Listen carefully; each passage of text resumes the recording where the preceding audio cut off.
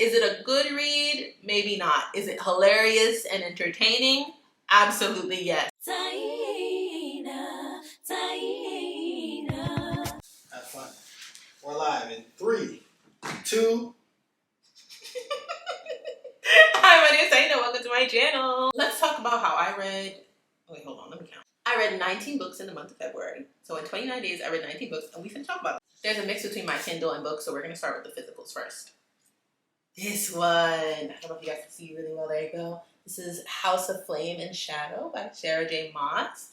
I'm going to make this a no spoiler roundup, so what I will say about this book is that it was a 5 stars for me. However, I do think that if you did not read both ACOTAR and Throne of Glass, this will not be a 5-star read for you. Like, this is definitely for the readers who read both of those series. And yeah, there's no other way to put it without giving you too much spoilers. But I will say, like, the ACOTAR connection is a bit more obvious. The Throne of Glass connection is, you just have to have read the series. And luckily for me, I just came off of reading the series before I read this. Like, I just finished it. I think in January I did Kingdom of Ash. In December I did the rest of the series. So, perfect timing. Love how they all came together. I'm excited to see where the next one goes though, because I'm not really sure where we can go. Sorry, I'm checking my Goodreads to make sure we go in order. Yes, okay, the next 11 books are part of a series, which I will save for the end of this, and you'll see why I saved them for the end. This is The Fake Dating Game. Who's this by? Timothy with a J. I'm not gonna try to butcher his last name. This is actually an uncorrected proof that I got for PR, so I'm actually gonna take away my rating for it right now. Well, no. Yeah, I'm gonna take away my rating, considering that it's a uncorrected proof. I gave it 3 stars because it was an uncorrected proof. In reality, it was like a 2.75. It is an MM romance. So if queer romances make you uncomfortable, don't read this and probably get off this channel. Yeah, I don't know. It just, the story wasn't giving. I think I read a lot of MMs. Like, I read a lot of Korean MMs, so it's like the plot be plotting. So like, this plot wasn't for me per se. And it's crazy because I love fake dating. That's a trope here. But it didn't, I don't know. I wasn't feeling them. And then there's also a lot of like grief tied in. Maybe that's the thing. Like, I'm not really good with grief. There's a lot of grief tied in. It's about like his mom. And you see that there's like a supermarket. Like, I just thought about the Supermarket Flowers song by Ed Sheeran the whole time. And that's just, you don't want to be thinking about that song when you're reading something spicy. I don't know. No. Oh, the next one. I read Roses Are Red, Violence is Blue by LZ Shipton. It's not even on my Kindle anymore. I was going to pick it up and show you guys. I read it because I actually saw her Instagram, and she makes like funny reels about like writing. She's actually pretty funny. And she included a clip from this book, and she was like, oh yeah, or a scene from this book where like the character was teasing, you know, it's like a fae mafia book. I don't know how I feel about the fae colliding with the mafia thing. Maybe it's like a little too much for me. Like, it's either mafia or fae. Maybe that's why I didn't like it as much. I gave it no rating though because it's like really short. It's kind of like novella, mostly smut anyways. So I was just like, whatever, you know. But it was funny. It was funny. It was just there. Next, we get into the books that were actually like books. So I did Shatter Me, Unravel Me, Unite Me, which is actually 2 novellas in one. It's Destroy Me and Fracture Me. Then I also did Ignite Me, which here. Let me see where my ratings are. Shatter Me I gave 4 stars. But really, I would say like a 4.5 for me. I actually really enjoyed the book. But I'm going to do a vlog, so I don't have to say more on that. I thought these were great, honestly. Like, really, really good. Unravel Me is 5 stars. Ignite Me was also 5 stars. She kind of ate with these, and I'm obsessed with Aaron Warner, which is crazy. Where's Aaron? Who and where's Aaron?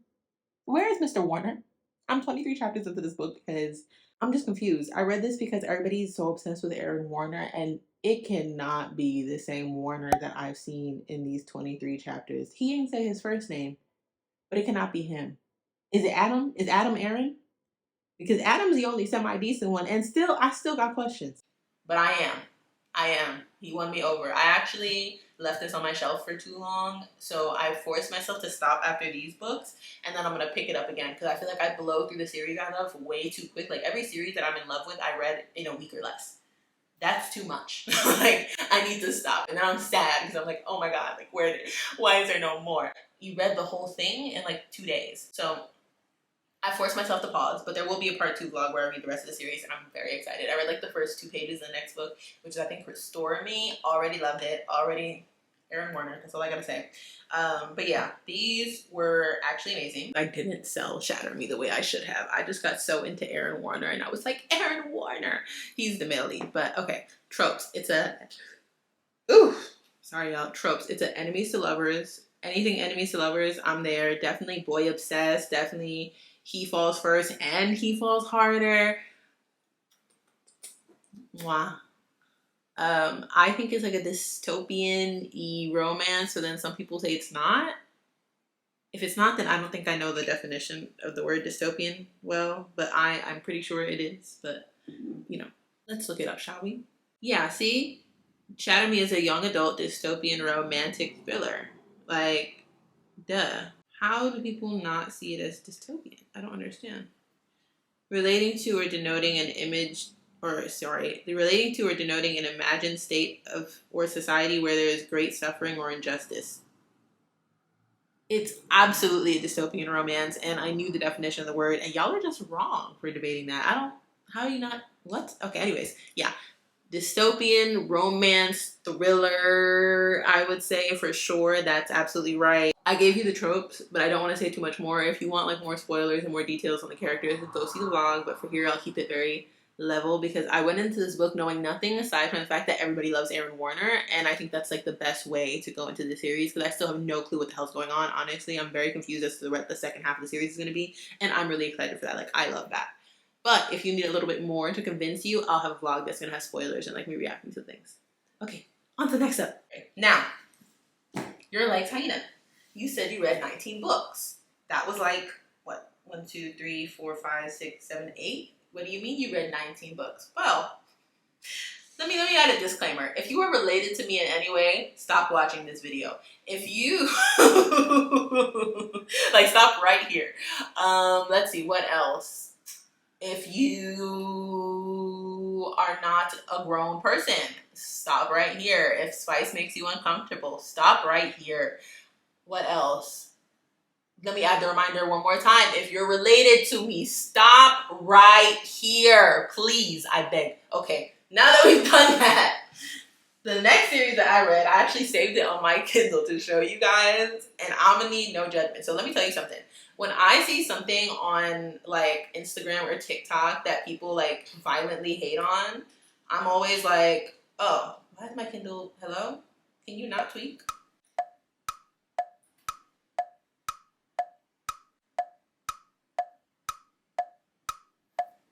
Babe, it's broken. What you mean?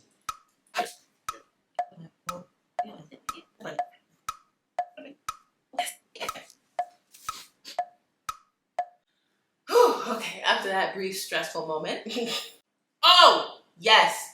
This is what I'm talking about. So if I see something on Instagram where like people are like, oh, I hate this, and everybody's making fun of them, I'm gonna go read it. I'm just that person.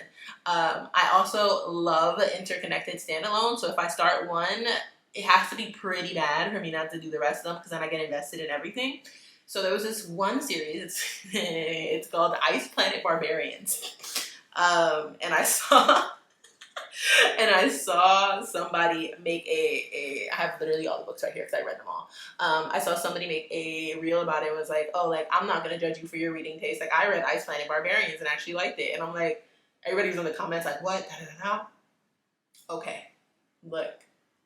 Oh, my other disclaimer, if monster romances aren't for you, alien romances, anything above like human, get out of here. So if you can imagine, Ice Planet Barbarians are aliens. They are these tall blue aliens.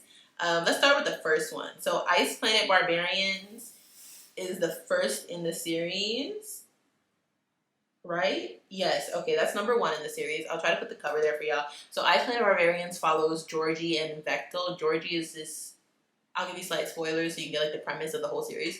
Georgie is this human who was abducted by aliens, bad aliens, but then they crash landed on the ice planet where they found the Ice Planet Barbarian aliens and the blue big aliens. Like, I'm talking big aliens. And they're the good aliens. Yeah, let me see, what else? It's, the whole series is like around like a fated mates trope. So you can imagine what they're doing with the aliens. rate this because I don't know, it's mostly smut. So I feel like there's no like star ratings. They are spicy for sure. They start off spicy, they continue spicy, and then the rest of them continue on to like the rest of the alien tribe finding their alien mates. So I read all the way up to like 10, right? So it's like barbarian's alien, barbarian's lover, barbarian's mind, barbarian's prize, barbarian what does that one say? Barbarian mate, barbarian's touch, barbarian's what? Taming? Yes. Barbarian's heart, barbarian's hope, and then barbarian's choice. So I actually stopped at 10, which is barbarian's hope, right? And I was like, okay, I'm a little tired. That's the one thing with me. Like, I like to read interconnected standalones, like, back to back to back. And then after a while, they can be like, okay, this is repetitive. So I think I'm going to stop doing that. But I stopped, right? And then I got my Kindle for real because I'd actually read these on my phone and it was hurting. But when I got my Kindle, I was like, okay, I want to read something, just like a quick something. And I know these books are pretty short. So I read the next book, which is book 11, Barbarian's Choice. And that's when I finally got the lore. I was like, man, how did it take 10 books for y'all to dig into this planet? Like, there was like a little, I would say like snippets throughout in the other 10 books. But you know, they were mostly focused on like the couples and stuff. They all are dual POV, by the way. So you get like the male perspective and the woman's perspective, which is fun. I love those a lot. Here to add very quickly that I did read all 11 of these and I plan to read more of them. Why? Because the whole boy obsessed trope is my favorite. Anywhere where we have men obsessed with their wives, you will find me reading. So I will read all of them because the alien's obsessed. But we didn't get a lot about like how the heck they ended up there and like what is going on. So by Barbarian's Choice is when we finally get more information on the world and how they got there. And it's actually pretty cool. It made me want to read the next one. So I actually read 12, but I read that in March. So you'll see that in March videos. But yeah, I say, look, don't knock it till you try it. Is it a good read? Maybe not. Is it hilarious and entertaining? Absolutely yes. Is it spicy? Absolutely yes.